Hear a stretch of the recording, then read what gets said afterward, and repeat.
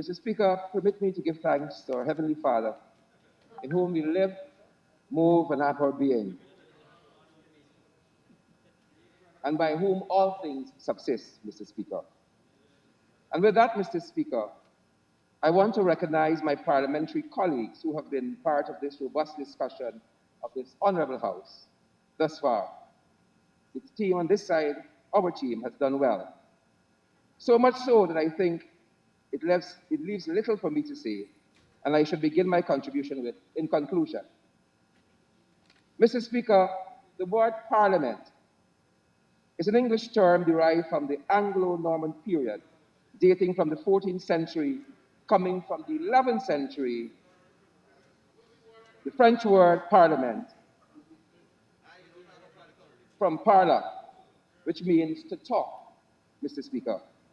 However, a proper reading of the budget, Mr. Speaker, reveals that the only talk that can be had here is old talk. It is not a serious budget by any measure. From the fact that the Honorable Juan Edgil presented it is indicative of that fact and tells of its many inherent defects. One gets the sense that the Honorable Member wrote it too. It is not serious fiscal talk, but rather gaff talk or hot air talk. But we've come to talk, Mr. Speaker. So let us talk. Let us talk public security and safety, Mr. Speaker. Mr. Speaker, the budget has a broad theme, our plan for prosperity. When one studies the budget, prosperity for our friends on the other side only means prisons and police stations. $38.9 billion worth. That's their focus, full stop. Outside of that narrow, short-sighted agenda, every program going forward was on the table and in progress when the PPP took the reins of government. It's a cut and paste job, Mr. Speaker. This is Rita Prasad's MNG 2100 at UG. It's elementary. Frankly speaking, Mr. Speaker, it's plagiarism. It's fraud. It's not a budget, it's a fraudjet. Mr. Speaker, a fraudjet is defined as your predecessor's budget over photoshopped badly and presented as your own. And what better place to read a fraudjet than the now infamous Arthur Chung Conference Center? Because this was the place where one thing was promised, and like prosperity, it delivered a budget for the boys, and not prosperity for the people, but poverty for the rest of us, and punishment for poor people.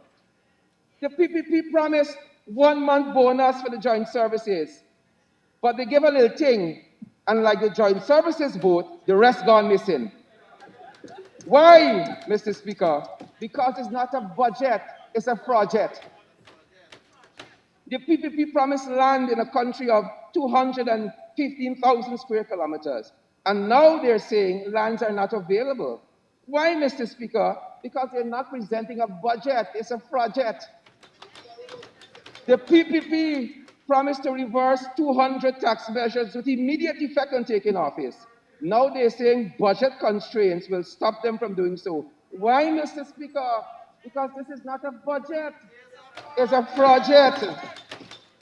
And even on several of the measures, they told Guyanese people they would remove, Mr. Speaker, they were already removed earlier this year and were already being enjoyed by suppliers and consumers, and do not provide new relief. These include VAT on electricity, water, medical supplies, and hinterland travels. These removal of VATs were already being enjoyed by the people when the PPP came to office. Yet, the PPP claiming they removed these tax measures. This, Mr. Speaker, is because this is not a budget, it's a project. The PPP promised to reopen the sugar estates, and as soon as the youthful minister took office in that sector, he said, and I quote from the news, The reopening of the estates will depend on when we finish the studies. They don't like studies, but he's going to studies and see what exists in the government right now. You have a pandemic in the country, and the world reality is different. Why did he promise one thing in the campaign, but delivering something else when he's in office? Why? Because this is not a budget, Mr. Speaker. It's a project. The PPP said the Center for Disease Prevention at Liliendal was a shell, yet the Minister of Health quietly has moved patients into that shell. Isn't that medical malpractice? Why, Mr. Speaker? Because this is not a budget, it's a project. The PPP told this nation when it took office that the Treasury was bankrupt, yet, according to this budget's overall deficit, which declined from 19.7 billion in 2018, 17.4 billion in 2019, is budgeted to sharply increase by 75.9 billion, nearly 4.5 times that, besides in 2029. Why, Mr. Speaker? Because this, again, is not a budget, it's a project. Let's talk public security and safety. Mr. Speaker, I don't know why Kwame Wyden, he should take his licks like a man. But Mr. Speaker, hold on. I don't want to offend the honorable member. I retract the word man from that statement. Honorable member, Mr. Speaker, in 2015... Honorable member, you also need to refer to any honorable member as honorable member, Mr. or honorable member. So guided, Mr. Speaker. Mr. Speaker, in 2015, the APNU+AFC coalition took office. Across the divide, the people got a taste of the good life for the first time in a long time. In the security sector, we got to work on reducing crime, rebuilding public trust, reforming public security systems.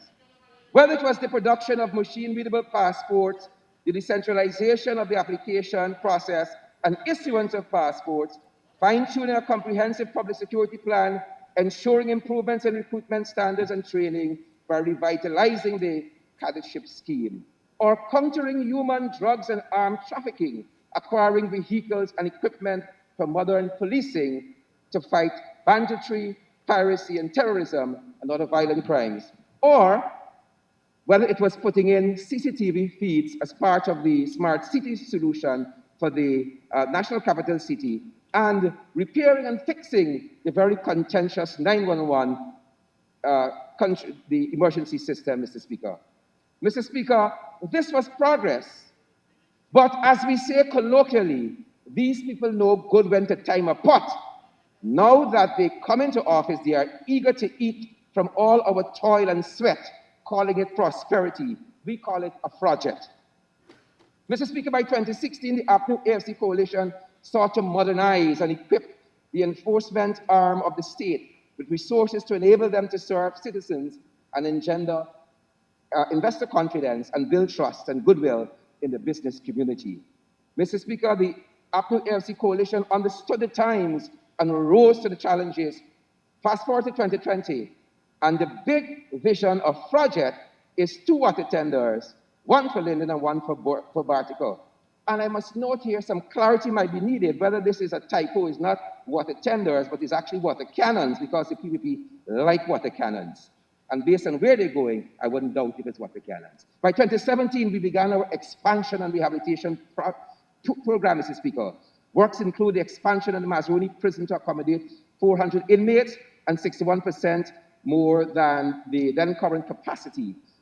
We started work on the construction of a new Georgetown prison, and efforts continue to modernize the police force during that very period.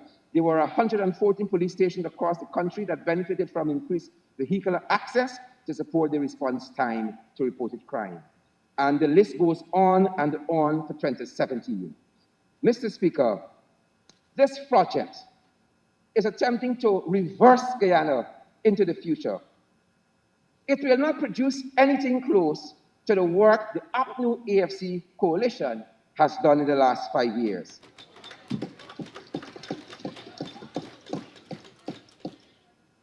Mr. Speaker, project project, Mr. Speaker, does not put the people of Guyana first. It puts the PPP and their friends first. Mr. Speaker, great leaders emerge out of great circumstance. President Lyndon Johnson emerged out of the challenges of the 1960s, resolute and armed with the domestic agenda, the Great Society. The main goal was total elimination of poverty and racial injustice. President Franklin D. Roosevelt had the New Deal, and John F. Kennedy had the New Frontier. All presidents in the crucible moments of the nation's history must rise to the occasion, meeting the moment as articulated by the great American historian Doris Kearns Goodwin in her book, Leadership in Turbulent Times, Lessons for Presidents. In such seminal moments of our nation's history, we've had presidents like President Forbes Burnham with a plan to feed, clothe, and house the nation. We've had President Foyt Economic Recovery Program and President Granger's The Good Life. In that good life, the economy was restructured, not tear gas and pellet guns fired. In 2020, in the crucible of the greatest public health crisis of ours or any generation, we have the out of his depths Frank Anthony, the Honorable Frank Anthony, and the economic wizard, the Honorable Juan Edgil and Project, promising prosperity for the boys and poverty for the rest of us. Mr. Speaker, this project reminds Guyanese of another document, not perhaps even worth the paper it was written on, or the 60th of 2020. Unlike Order 6 of 2020, it promises things it knows fully well it cannot deliver. Like the ballot boxes tabulated in this very space, when we bust open the pages of project, is a host of irregularities and discrepancies and anomalies. Unlike the missing poll books, certificates of employment, and oaths of identity, the substance of this budget is missing, the depth is missing, the focus is missing, the Minister of Finance is also missing. Page after page of project is like the Chief Elections Officer's report. We cannot say that this budget is fair and equitable, and we cannot say that its programs are credible. Mr. Speaker, I don't intend to be overly critical of this document, a document that mentions the word poor twice, poverty 5 times, and the phrase private sector 17 times. 2 minutes. But I don't want to be overcritical. So don't listen to my words. I turn to Raman McRae, Focus on Budget 2020. He deals with them in softer ways. In Focus on Budget 2020, published recently, it states, quote unquote, under relentless calls for lower and lower taxes by the private sector, the tax mix has moved inexorably towards indirect taxes, which are borne disproportionately by the poor. That is Project 2020. Focused on Budget 2020, Raman McRae. There is no doubt that the PPP administration has an understanding of poverty and considerable experience in dealing with it. Surprisingly, however, Budget 2020, by its own admission, seems to reflect a different philosophy. There does not seem to be much in the way of progressive economics. The poor need more handouts. The poor need not more handouts. They need actions that raise their hopes and aspirations. They need to believe their souls. They need to believe in their souls, rather, that they are part of a grand plan. And the financial plan of government shows the budget measures are financially partly a massive expansion of the deficit. That is focused on the budget, Raman McRae 2020. I go on with another quote. Honorable member, before you go on, you will need an extension to continue so that you can conclude. Comrade Speaker, I do move that the honourable member be given 5 minutes to conclude his presentation on the budget. Sorry.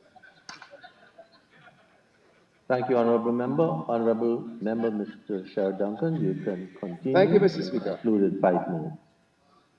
Raman McRae, Focus on Budget 2020 states, and I quote, businesses are particularly pleased with the tax measures which the exemption from corporation tax for healthcare and private education ranks and rankles.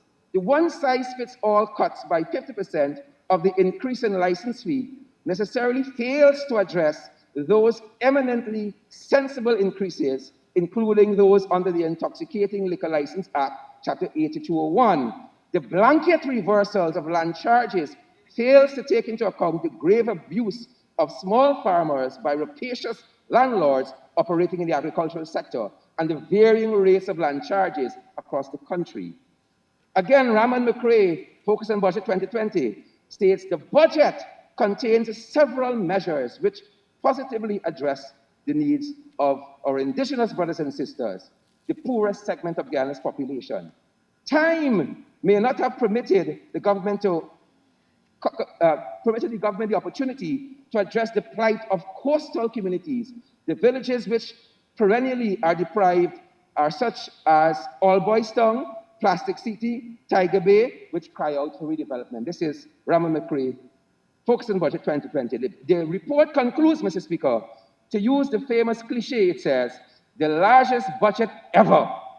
The question is, whose budget? This is Raman McRae asking the question, whose budget? Certainly not a budget pro-poor.